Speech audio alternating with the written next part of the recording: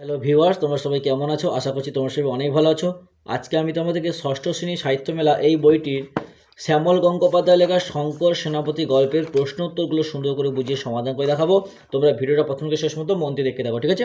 Video শুরু করার আগে তোমাদের কাছে একটা ছোট্ট অনুরোধ করবো, যে সমস্ত ভাই বোনেরা এখন আমাদের এই চ্যানেলে সাবস্ক্রাইব করোনি তারা প্লিজ চ্যানেলটা সাবস্ক্রাইব করে দেবে, আর যারা আগে থেকে করে রেখেছো তাদেরকে আমি অসংখ্য ধন্যবাদ জানাচ্ছি।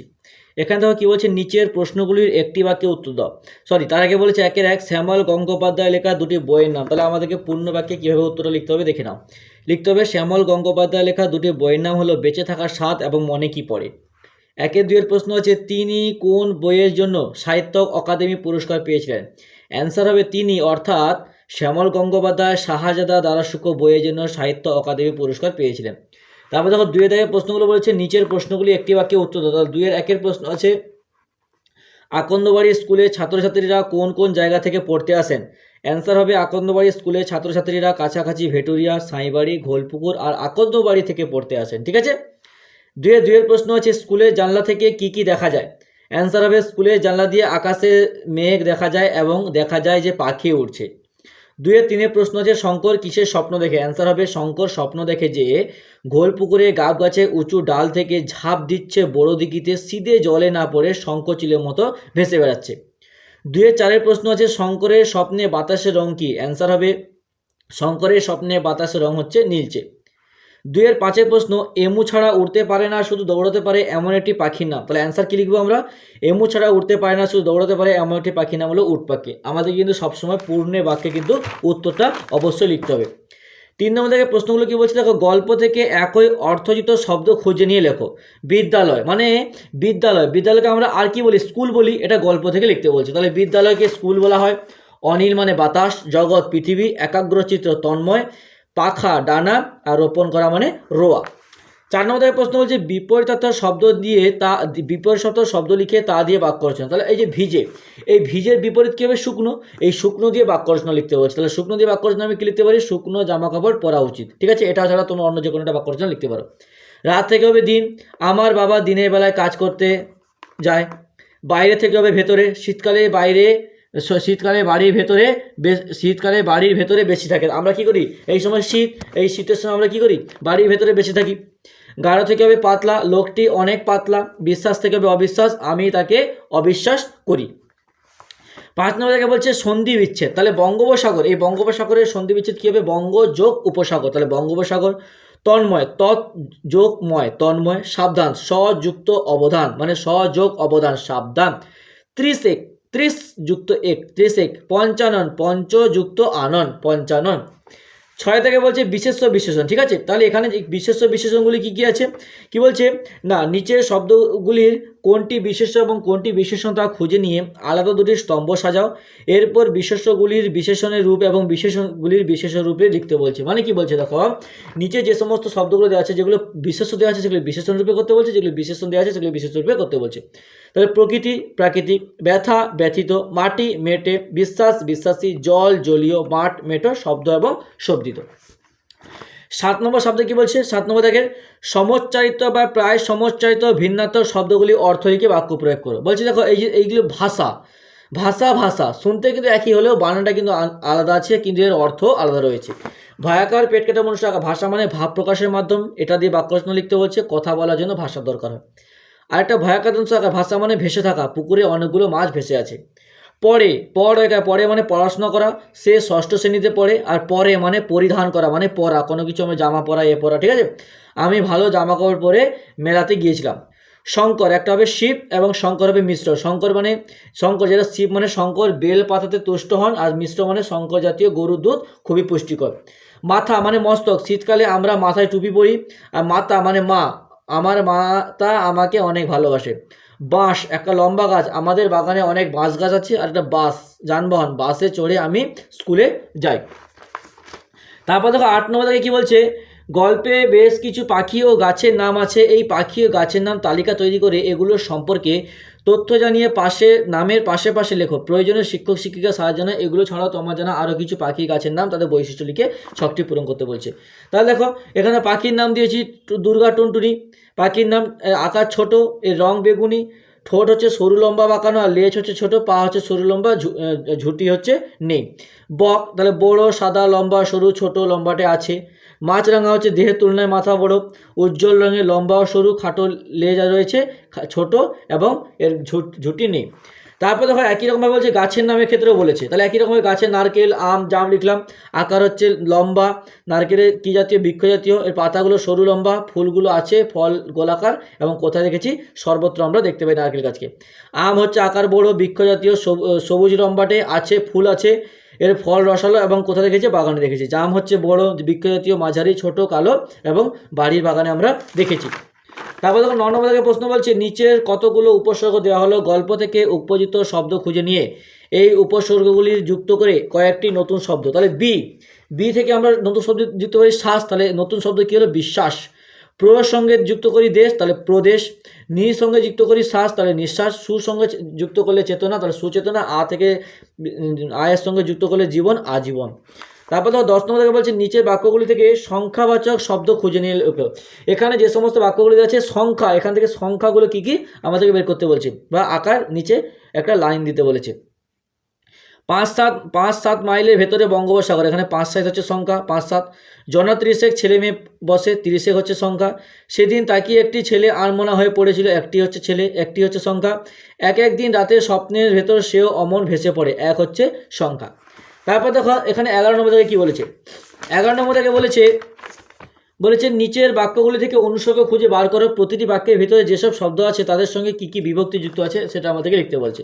তাহলে এখানে বাতাসের ভেতর সবসময় ভিজে জলে ঝাপটা থাকে, এখানে অনুসর্গ কোনটা, অনুসর্গ হচ্ছে ভেতর, আর এখানে কোনটা কি বিভক্তি সেটা আমাদের লিখতে বলছে। এখানে তাহলে এ বিভক্তি, বাতাসের এ বিভক্তি, সব সময় শূন্য বিভক্তি, ভিজে মানে শূন্য বিভক্তি, মানে কোনো বিভক্তি না হলে এটা শূন্য বিভক্তি হয়ে যাবে, জলের এর বিভক্তি, ঝাপটা হচ্ছে শূন্য বিভক্তি, থাকে হচ্ছে শূন্য বিভক্তি। তারপর হচ্ছে মাটির মেঝে, তাহলে মাটির হচ্ছে র বিভক্তি, মেঝে হচ্ছে শূন্য বিভক্তি।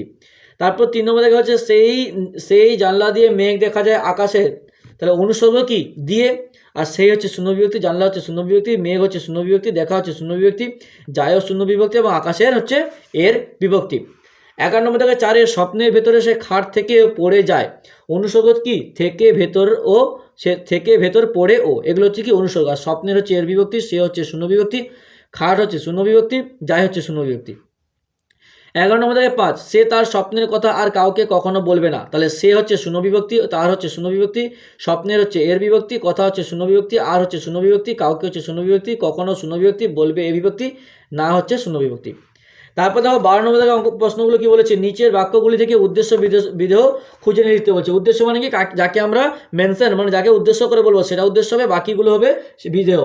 কি বলছে, আকন্দবাড়ি স্কুলে ক্লাস 5 বিভীষণ দাস এমু পাখি কথা বলেছিলেন, তাহলে এখানে কে এমু পাখি কথা বলেছিলেন, বিভীষণ দাস, তাহলে বিভীষণ দাস হয়ে যাবে উদ্দেশ্য, এবং বিভীষণ বাদ দিয়ে বাকিগুলো হবে বিধেয়, মানে আকন্দ স্কুলে ক্লাস 5 এমু পাখি কথা বলেছিলেন। দেখো মাঝখানে বিভীষণ দাসটা কথাটা আমি তুলে দিয়েছি যখন বিধেয়টা বলি। স্কুলের সামনে ধান ক্ষেত্রে রোয়া ধান সবে মাথা চাড়া দিয়েছে, তাহলে কি উদ্দেশ্য কি, স্কুলের সামনে ধান ক্ষেত্রে রোয়া ধান, আর বিধে হচ্ছে সব মাথা চাড়া দিয়ে উঠেছে।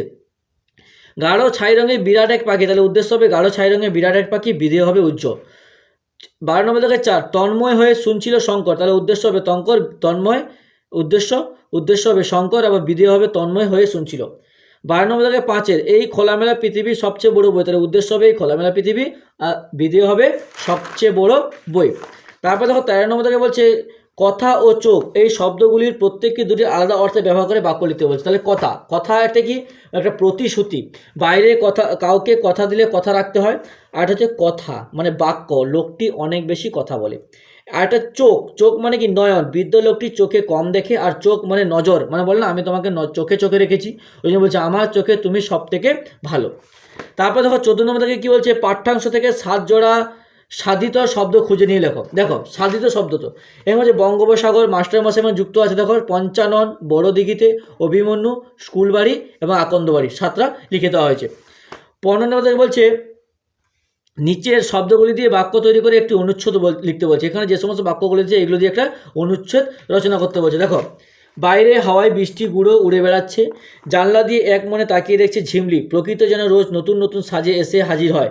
গাছে বসা সবুজ টিয়ার ডানায় মুক্তোর মতো বিন্দু জল, সূর্য ও অস্ত যাওয়ার সময় আস্তে আস্তে ছায়া পড়তে থাকে, বৃষ্টিরও এই শব্দ ঝিমলির খুব ভালো লাগে। যেগুলো আমাদের দিয়েছে সেগুলো এখানে যখন আমরা উচ্চারণ করছি সেখানে নিচে আন্ডারলাইন করা আছে, দেখো। ঝিমলির স্বপ্ন দেখতে থাকে, সেও এই খোলামেলা আকাশে পাখির মতো উড়ছে। ঠিক আছে, এরকম একটা গল্প লিখলাম, তোমরা এটা ছাড়া অন্য কিছু যে কোনোটা লিখে দিতে পারো, কোনো রকম সমস্যা হবে না। 16 নম্বর থেকে বলছে নিচের প্রশ্নগুলি উত্তর নিজের ভাষা লিখতে বলছে। কী বলছে দেখি, 16 একের কী বলছে, পাগলা বাতাসে তার ঢেউয়ের গুঁড়ো সবসময় উড়ে আসছে। এখানে বাতাসকে পাগলা বলা হলো কেন? তাহলে আমরা গল্পের মধ্যে পড়ে এসেছি। একটা কথা বলে দিই তোমাদেরকে আমি, প্রশ্ন উত্তরগুলো করার আগে গল্প কিন্তু ভালো করে অবশ্যই পড়ে নেবে। যদি তুমি গল্পটা ভালো করে পড়ে নিতে পারো, তাহলে যে কোনো প্রশ্নের উত্তর যখন একবার পড়বে তখন কিন্তু সহজে তোমাদের মাথার মধ্যে ঢুকে যাবে। এটা যেটা লেখা আছে হুবহু যে এমন বলতে হবে, এমন করে মানে নিয়ে তোমরা এই জিনিসটাকে বানিয়েও বলতে পারো। এটা কখন বলতে পারবে? যখন তুমি গল্পটা ভালো করে পড়বে। কি বলছে, শ্যামল গঙ্গোপাধ্যায় লেখা শঙ্কর সেনাপতি গল্পে আমরা দেখতে পাই যে আকন্দবাড়ির 5-7 মাইলের ভেতর বঙ্গোপসাগর, এত কাছে সমুদ্র থাকার জন্য বাতাস সবসময় প্রচণ্ড গতিতে এলোমেলোভাবে প্রবাহিত হয়। এর ফলে বাতাসে তার ঢেউয়ের গুঁড়ো সবসময় উড়ে আসে। বাতাস এরকম এলোমেলোভাবে প্রবাহিত হওয়ার জন্য এখানে বাতাসকে পাগলা বলা হয়েছে। 16-2 প্রশ্ন কি বলছে, বিভীষণ দাস এমু পাখির কথা বলেছিলেন, গল্পের বিভীষণ দাসের পরিচয় দাও। এমু পাখি ছাড়া গল্পে আর কোন পাখির প্রসঙ্গ রয়েছে? তাহলে এখানে দুটো পাঠে প্রশ্ন বলেছে, আমরা তাই আমাদেরকে দুটো পাঠেই উত্তরটা লিখতে হবে।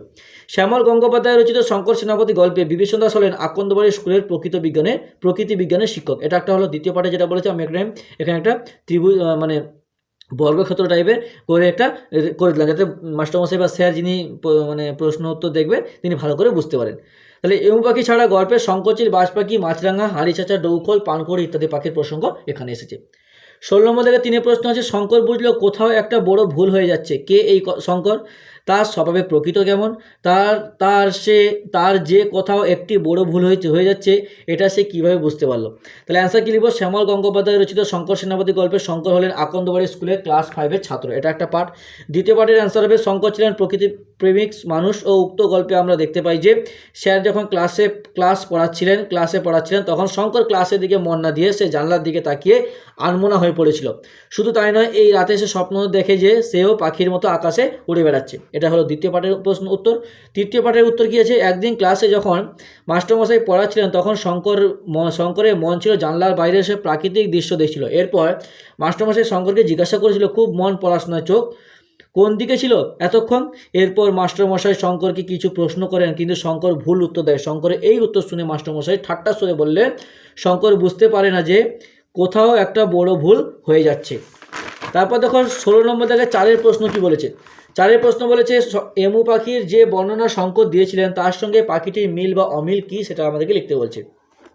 তাহলে অ্যান্সারটা কী লিখব, শ্যামল গঙ্গোপাধ্যায় রচিত শঙ্কর সেনাপতি গল্পে শঙ্কর যে এমু পাখির বর্ণনা দিয়েছিলেন তা হলো, এমু পাখি গাঢ় ছাই রঙের, বাজ পাখির চেয়েও বড়, চওড়া, বুক উড়ে গেলে ডানায় বাতাস কাটার শব্দ হয় জোরে। এমন সময় অন্য পাখিরা তখন ভয়ে সরে যায় এবং এমু পাখি থাকে ঘোল পুকুরের বড় দিঘির পাড়ে সবেদা গাছের ডালে। কিন্তু বাস্তবে এমু পাখির বাসস্থান আন্দিজ পর্বতমালার 3 বছরে একবার মোটে 2টো করে বড় বড় ডিম পাড়ে। আর এমু হলো দৌড়বাজ পাখি, খুব দৌড়য়, উঠতেই পারে না। উপরের লাইনে আমরা শঙ্করের এমু পাখির বর্ণনা এবং বাস্তবে এমু পাখির বর্ণনা দেখে বুঝতে পারলাম যে মিলের থেকে অমিল বেশি। ঠিক আছে, মানে শঙ্কর যেটা পরিচয় দিয়েছিল আর বাস্তবে যেটা এমু পাখির বর্ণনা, দুটো কিন্তু অমিল রয়েছে। 16 থেকে 5 প্রশ্ন কি বলছে, এটা কি পঞ্চানন অপেরা? অপেরা বলতে কি বোঝো? এখানে অপেরার প্রসঙ্গ এলোই বা কেন? অপেরা বলতে যাত্রাপালার দলের কথা বলা হয়েছে, যেখানে বাস্তবতা অপেক্ষা কল্পনায় বেশি লক্ষ্য করা গিয়েছে। দ্বিতীয় পাঠের প্রশ্ন, শ্যামল গঙ্গোপাধ্যায় রচিত শঙ্কর সেনাপতি গল্পে শঙ্কর যে এমু পাখির বর্ণনা দিয়েছিলেন সেটি বাস্তবের এমু পাখির সঙ্গে কোনো মিল ছিল না। শঙ্করের এরকম কথা শুনে মাস্টারমশাই বলেছিলেন, পঞ্চানন অপেরার মতো বানিয়ে বানিয়ে সংলাপ বলে যাচ্ছে। এভাবেই এখানে অপেরার প্রসঙ্গ এলো। 16 নম্বর থেকে 6 প্রশ্ন কি আছে বলো, বলতেই হবে কাকে এ কথা বলা হলো। কোন কথা বলতে হবে বলে দাবি জানানো হয়েছে। তাহলে অ্যান্সার কী লিখব, শ্যামল গঙ্গোপাধ্যায় রচিত শঙ্কর সেনাপতি গল্পে বলতেই হবে উদ্দেশ্য লাইনটি শঙ্করকে বলা হলো। দ্বিতীয় পাঠের প্রশ্নের উত্তর হবে, শঙ্কর মাস্টারমশাইকে বলেছিল যে এমু পাখির ঘোল পুকুরের বড় দিঘির পাড়ে সবেদা গাছের ডালে এসে বসে এবং এমু পাখিটি ছিল বাজ পাখির চেয়েও বড়, চওড়া, বুক উড়ে গেলে বাতাস ডানায় কাটার শব্দ হয় জোরে, এমনি অন্য পাখিরা তখন সরে যায়। কিন্তু বাস্তবে এমু পাখির বাসস্থান আন্দিজ পর্বতমালা, 3 বছরে একবার মোটে 2টো করে বড় বড় ডিম পাড়ে। আর এমু হলো দৌড়বাজ পাখি, খুব দৌড়ায়, উঠতেই পারে না। শঙ্করের এরকম কথা শুনে কড়া মাস্টারমশাই বলেছেন, ঘোলপুকুরে তুমি এমু পাখি গেলে কোত্থেকে বলো, বলতেই হবে। দেখো প্রশ্নে কিন্তু উত্তর কিন্তু ধরনটা একটু ঘুরিয়ে পেঁচাচ্ছে, একই টাইপেরই রয়েছে প্রায়, কিন্তু একটু এদিক ওদিক করে রয়েছে, তাই গল্পটা ভালো করে পড়ে নেবে।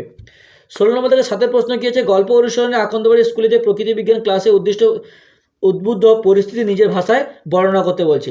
তাহলে কী হবে, শ্যামল গঙ্গোপাধ্যায় রচিত শঙ্কর সেনাপতি গল্পে আকন্দবাড়ি স্কুলের ক্লাস 5-এর বিভীষণ দাস এমু পাখির কথা বলেছিলেন প্রকৃত বিজ্ঞানের ক্লাসে। শঙ্কর নামে একটি ছেলে তখন ক্লাসের দিকে মন না দিয়ে জানলার বাইরে আকাশের দিকে চেয়ে দেখছিল। শঙ্কচিল নারকেল গাছের মাথার উপর দিয়ে কত উঁচুতে ডানা মেলে ভাসছে। তারপর মাস্টারমশাই শঙ্করকে জিজ্ঞাসা করেন যে তিনি কি পড়াচ্ছেন। উত্তরে শঙ্কর বলেন যে এমু পাখি। মাস্টারমশাই পুনরায় এমু পাখির সম্পর্কে জানতে চাইলে শঙ্কর জানায় যে বাঘ পাখির চেয়েও বড় চওড়া বুক উড়ে গেলে ডানায় বাতাস কাটা শব্দ হয় জোরে, এমন সময় অন্য পাখিরা তখন ভয়ে সরে যায়। এমু পাখির ঘোলপুকুরে বড় দিঘি পাড়ে সবেদা গাছের ডালে এসে বসবে। শঙ্করের এই এমু পাখির বর্ণনার সঙ্গে বাস্তবে এমু পাখির কোনো মিল ছিল না, তাই মাস্টারমশাই ব্যঙ্গ করলে ক্লাস শুদ্ধ সবাই ফিক ফিক করে হেসে ওঠে। শঙ্করের কথায় প্রথমে মাস্টারমশাই রেগে গেলে ওপারে বলতে থাকেন, যত পারে চোখ খোলা রেখে এই পৃথিবীর গাছপালা, পাখি, মেঘ, আলো সব দেখে নেবে। বিভীষণ মাস্টারমশাই বললেন, এই খোলামেলা পৃথিবীর সবচেয়ে বড় বই, তাকে চোখ ভরে দেখাই সবচেয়ে বড় পড়াশোনা। কথাগুলো শুনে শঙ্করের বুকটা গর্বে ফুলে উঠল। এটা কিন্তু আমরা গল্পের শেষের দিকে পড়েছিলাম। 16 নম্বর থেকে 8 প্রশ্ন কি আছে, স্বপ্ন যে অনেক কিছু জানতে পেরেছে, কার স্বপ্ন দেখার কথা বলা হয়েছে, স্বপ্নে সে কি জানতে পেরেছে। তাহলে অ্যান্সার কী হবে শ্যামল গঙ্গোপাধ্যায় রচিত শঙ্কর সেনাপতি গল্পে স্বপ্নে যে অনেক কিছু জানতে পেরেছে, এখানে শঙ্করের স্বপ্নের কথা বলা হয়েছে। অ্যান্সার হবে দ্বিতীয় পার্টের প্রশ্নের উত্তর হবে শঙ্করের স্বপ্নে বাতাসের রং নীলচে, বাড়ি ঘর দর খয়েরি রঙের, স্বপ্নে ধাক্কা খেলে কিংবা গুঁতো খেলে কোনো ব্যথাই লাগে না, অনেকটা যেন ঘোল পুকুরে বড় দিঘিতে ডুব দিয়ে মাটি তোলার পর ভেসে ওঠার মতো, জলের নিচে পোতা বাসে গা ঘষে গেলেও টের পাওয়া যায় না। তারপর দেখো 16 নম্বর থেকে 9 প্রশ্ন কি বলছে, পাখি দেখার জন্য যখন মাঠে বা বাগানে ঘুরবে তখন কিভাবে চলতে হবে। তাহলে অ্যান্সার কি লিখবো আমরা, শ্যামল গঙ্গোপাধ্যায় রচিত শঙ্কর সেনাপতি গল্পে বিভীষণ মাস্টারমশাই শঙ্করকে বললেন, পাখি দেখার জন্য যখন মাঠে বা বাগানে ঘুরবে তখন খুব সাবধানে পা টিপে টিপে চলবে যেন পাখির পায়ের শব্দ না হয়। জামা কাপড়ের রং শুকনো পাতার রং জলপাই রঙের হলে ভালো হয়, এই রং গাছের পাতার সঙ্গে মিশে থাকে। বেগুনি রঙের ডানা পড়লেও ভালো, পাখিরা বেগুনি রং দেখতে পায় না। দেখবে এখানে প্রত্যেকটা প্রশ্ন তো লেখার সময় আমি কিন্তু প্রত্যেকটা আগে কবি বা লেখকের নাম কিন্তু উল্লেখ করেছি। কবি বা লেখকের নাম উল্লেখ করলে সেই প্রশ্নের উত্তর কিন্তু আরও বেশি আকর্ষণীয় হয়। 16 নম্বর থেকে 10 প্রশ্ন কি আছে, তাদের কথা বলতে পারো। এই প্রশ্নের সূত্র ধরে বক্তা শ্রোতাদের কথোপকথনের অংশটুকু নিজের ভাষা লিখতে বলছে। লাস্ট প্রশ্ন, শ্যামল গঙ্গোপাধ্যায় রচিত শঙ্কর সেনাপতি গল্পে মাস্টারমশাই বিভীষণ দাস জানতে পারেন যে শঙ্করের পাখির প্রতি একটু বেশি শখ ছিল, তাই তিনি শঙ্করকে বলেন, তুমি তো অনেক রকম পাখি দেখো, তাদের কথা বলতে পারো। বিভীষণ মাস্টারমশাই যে এমন কথা বলবেন তা ভাবতে পারেনি শঙ্কর।